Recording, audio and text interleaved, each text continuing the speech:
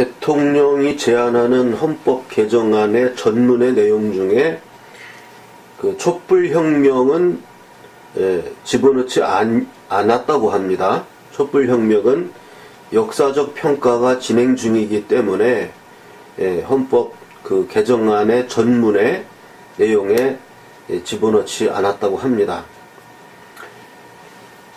이 촛불혁명이라는 것이 과연 그러면은 이 촛불혁명이라고 하는 이 촛불난동이 일어났을 때에 그 당시에 맞불 집회라고 그래갖고 처음엔 태극기 집회라고 안 불렀어요. 맞불 집회라 그래가지고 이제 이 태극기 집회가 일어나기 시작했습니다. 그리고 12월 23일 삼성동 집회를 분기점으로 태극기 집회가 압도적으로 이 촛불 집회를 압도했습니다. 그 수적인 면에서, 양적인 면에서, 또 질적인 면에서, 모든 면에서 이 태극기 집회가 촛불 집회를 압도했습니다.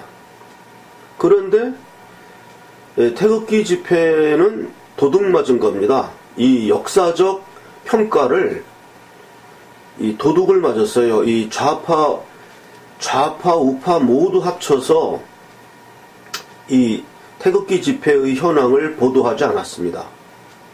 그래서 태극기 집회에 나왔던 사람들만 알게 되는 뭐 촛불 집회 인원이 뭐 쟤네들이 100만 촛불 집회라고 하는데 실제 인원은 한 7만 명 정도 된다고 하지 않습니까? 많아봐야 한 12만 명. 그래서 뭐 한 5만 정도에 나온 저게 이제 촛불 집회 인구고, 태극기 집회는 촛불 집회보다 한 두세 배 컸습니다. 12월 23일부터 2016년 12월 23일 삼성동 집회를 분기점으로 해서 최소한 2배, 3배의 인원이 시청 앞에 운집을 했습니다. 그 사실을 거기 나왔던 사람들, 그러니까 태극기 집회는 항상 10만을 넘었습니다. 이 촛불 집회식으로 따지면 한 200만 넘은 거고요. 항상 150만, 200만을 넘겼던 거고, 소방서 추산으로 하면은, 경찰 추산으로 하면은 항상 10만을 넘긴 집회가 태극기 집회인데, 이 촛불 집회만을 언론이 보도했기 때문에 이것만이 역사의 기록이 된 것입니다. 역사의 기록. 그리고 태극기 집회는 패배한 자의 역사로서 야사에 묻히거나 이렇게 유튜브에서 증언하는 걸로 이렇게 지금 남았습니다. 그런데 무슨 촛불혁명의 정신이 뭐 헌법 전문에 들어간다는 생각을 감히, 문재인 씨는 아마 촛불 집회하러 나오면서 거기 태극기 집회 현장을 나는 보았을 거라고 생각합니다. 그리고 얼마나 자신들의 그 촛불 집회가 왜소한지를 분명히 보았을 것입니다.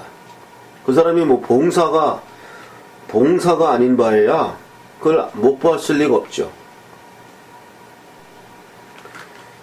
촛불혁명의 역사적 평가가 이루어질 수 없는 가장 큰 이유는 지금 제가 말씀드린 바 태극기 집회가 도둑맞았기 때문에, 언론에 의해서 도둑맞았기 때문에 소위 촛불 집회의 맞불 집회라고 불렸던 이 보다 더 큰 태극기 집회가 도둑맞은 상태에서 무슨 역사적 평가를 합니까?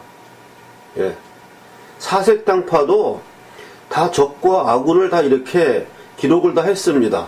근데 이거는 촛불 집회만 기록이 남아있고 태극기 집회에 대한 기록은 다 삭제해버린 겁니다. 언론이. 그런데 무슨 역사적 평가가 있습니까?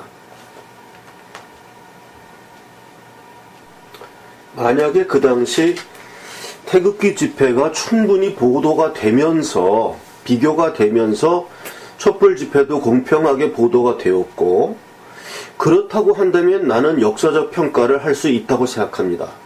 그럼 두 개의 집회를 비교해 가면서 정말로 진상을 국민들에게 알리면서 그렇게 촛불 집회가 이루어졌다면 촛불 집회의 의미를 인정해 줄 수 있겠으나, 이것은 언론이 태극기 집회를 모조리 삭제하고 보도하지 않고 무슨 보도할 가치가 없기 때문에 보도하지 않는다라고 하는 그런 말도 안 되는, 언론은 보도할 가치가 있는지 없는지를 가리는 게 언론이 하는 게 아닙니다.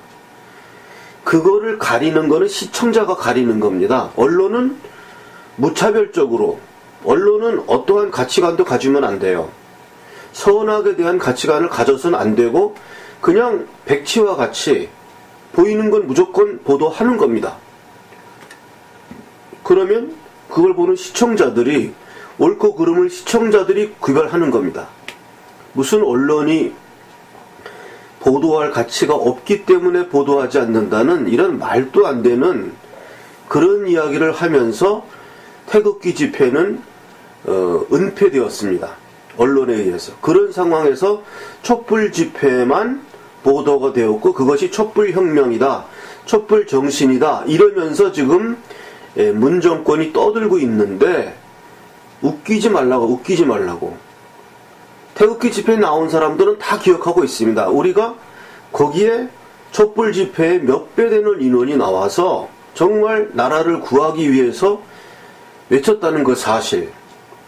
그 사실이 있는데, 이렇게 촛불이 촛불 정신을, 촛불 혁명을 헌법 전문에 거기다 삽입하려고 했다가 역사적 평가가 진행 중이기 때문에 집어넣지 않았다? 이러한 말도 안 되는 소리는, 여보세요, 좀 정신 좀 차리고 촛불을 끄시기 바랍니다. 조국이가 촛불 시민혁명을 통해 국민은 국민 주권과 직접 민주주의에 대한 강한 열망을 보여줬습니다. 이렇게 발표를 하는데, 국민주권이 뭔지 압니까? 직접 민주주의가 뭔지 압니까? 저렇게 촛불을 들고 광장에 모여서 어떠한 그 주장을 하는 거, 이게 직접 민주주의다, 이렇게 잘못 알고 있는데, 직접 민주주의라는 것은 투표장의 선거로서 나타나는 겁니다. 선거로서 나타나는 것이고, 저렇게 광화문에 모여서 촛불을 들고 대단히 대규모 민중집회를 하는 것은 직접 민주주의가 아니죠. 그것은 민중민주주의죠. 민중민주주의.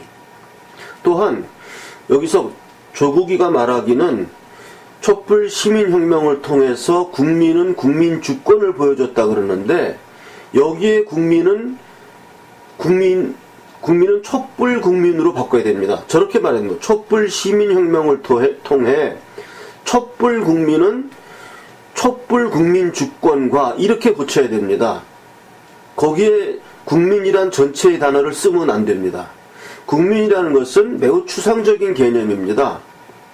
헌법 제정 권력을 가진 국민이라는 개념에 아주 총체적인 커다란 그러한 융합적인 개념이지, 저렇게 촛불 시민혁명을 이루겠다고 나오는 그 사람들은 국민에 포함되지 않는 것입니다.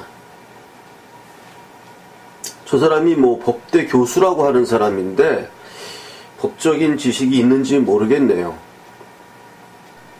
직접 민주주의에 대한 강한 열망을 보여준 것이 아니고, 직접 민주주의도 아니고, 그것은 민중민주주의고 인민민주주의를 보여준 겁니다. 촛불혁명을 통해서 보여주었던 것은 직접 민주주의를 보여준 것이 아니고 인민민주주의의 맹화를 보여준 우리 이 나라의 한 후진적인 면을 보여주었던 장면이었습니다. 직접 민주주의라는 것은 투표를 통해서, 선거를 통해서 권력을 변경시키고 정권을 변경시킴으로써 상대주의입니다. 상대주의. 그런데 이러한 인민민주주의는 절대주의거든요.